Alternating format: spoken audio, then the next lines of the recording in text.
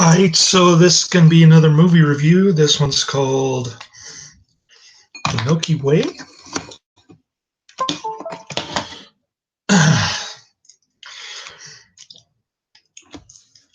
This is going to be another Luis Buñuel flick.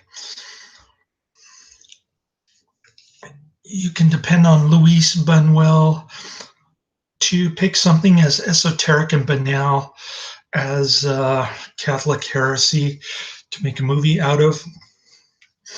And given this one 3 out of 5 stars, I had kind of mixed feelings about it.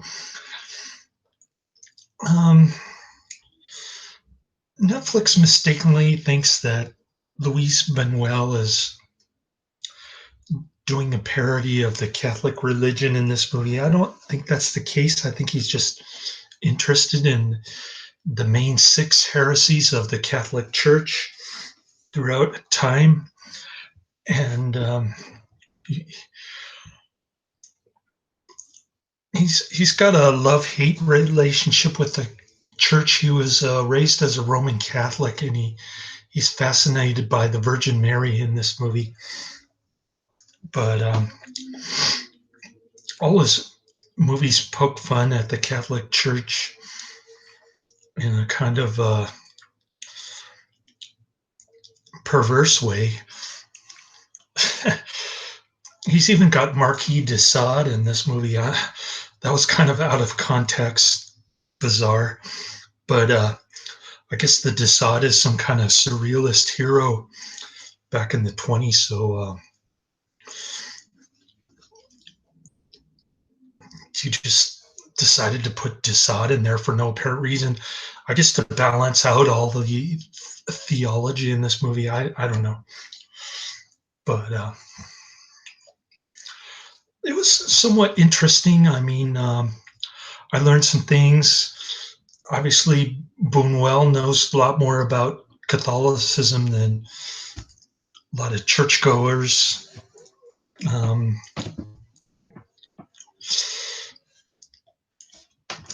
Probably because he was raised on that kind of theology.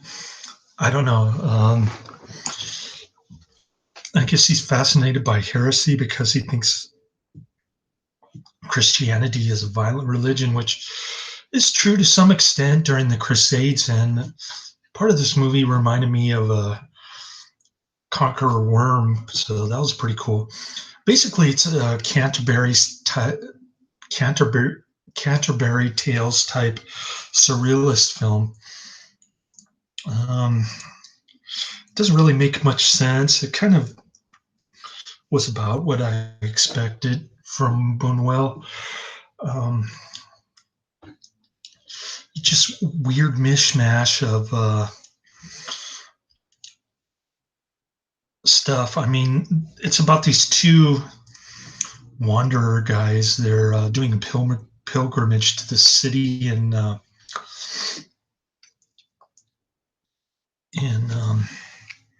Spain, where for 500 years people were doing this trek to some saint guys. I think it's Saint Thomas or something like that. I don't know. Some Thomas dude. I don't remember all the names of the different sects and the different saints. Okay, I'm not well-versed Catholic like Buñuel, or I guess I should call him a Reformed Catholic, like most people nowadays, including myself. I haven't been going to church for about a year because I had been working 4 jobs, but I'm still clinging on to my graveyard job on the weekends, which I just got back from. And anyways, it's kind of interesting. They go into the whole Holy Trinity concept, which doesn't really make sense to a lot of the atheists on the bonus features. They think, or the anti-Catholic people, I should say, they think that you can't really divide up God into a pizza pie of three separate pieces, not necessarily equal to each other in proportion. Um, it's a difficult concept to understand, I readily admit, and it's more of a Catholic thing, I guess. You have to accept it on faith. Um, Back during the Crusades, if you didn't believe that, they'd burn you or at the stake, like conqueror worm kind of stuff. But nowadays, I listen to um, a white guy priest who was fluent in traditional Chinese.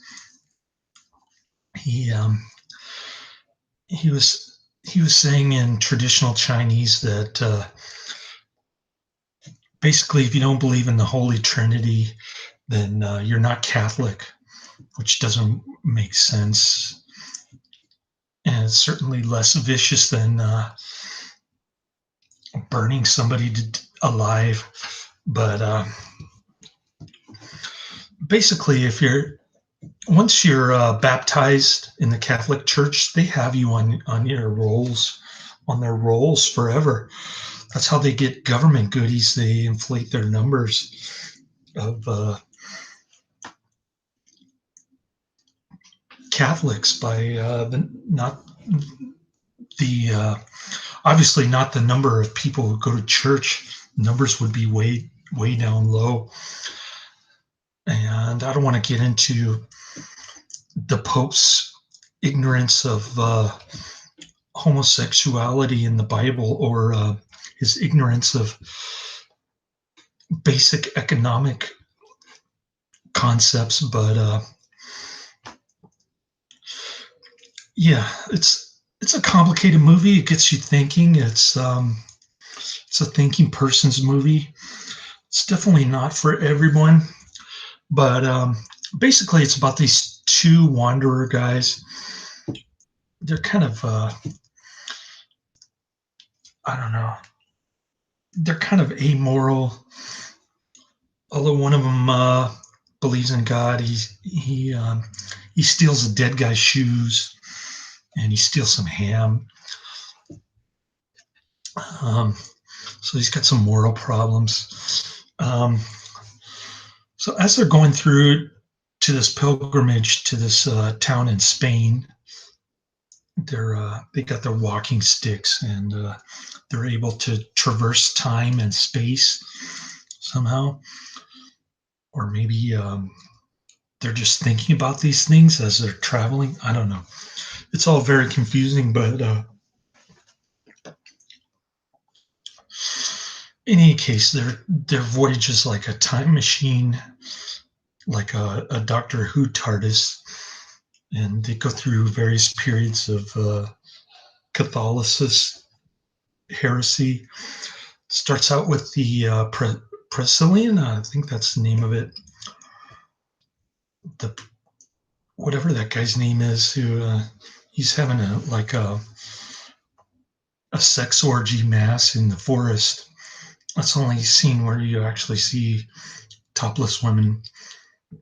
Some interesting ones, I might add. That's another reason to like this movie.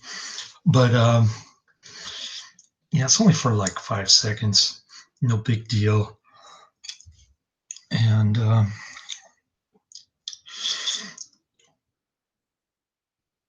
they go to this inn where this priest is like contradicting himself about the Eucharist, and they end up taking him to like a psych ward. That was kind of bizarre. Uh, Not sure what that was about. So this movie doesn't have any plot, really. It's just kind of like a Canterbury's tale of telling stories within stories kind of thing. And I don't know. It's an interesting concept, but unless you're really into Catholic teachings or Catholic heresy, which is very obscure, kind of esoteric subject. I don't know if you'll like this, but Catholic priest went to go see it when it came out because he wanted to see the duel between the Jesuit sect and the other rival sect at the time, whenever that was. Um, so the Catholic Church had all these heresies going on because they wanted to preserve the unity of the church, I guess. They didn't want all these different sects coming up, like the ones I mentioned. There was also a split with the Eastern Orthodox Church. It came about, I don't know, 500 years later. So it's kind of interesting. They burn a dead priest skeleton in a coffin, which is kind of weird because I've never seen that before. I guess because he wrote something that was heresy, so they exhumed his grave and burned his skeleton in his coffin.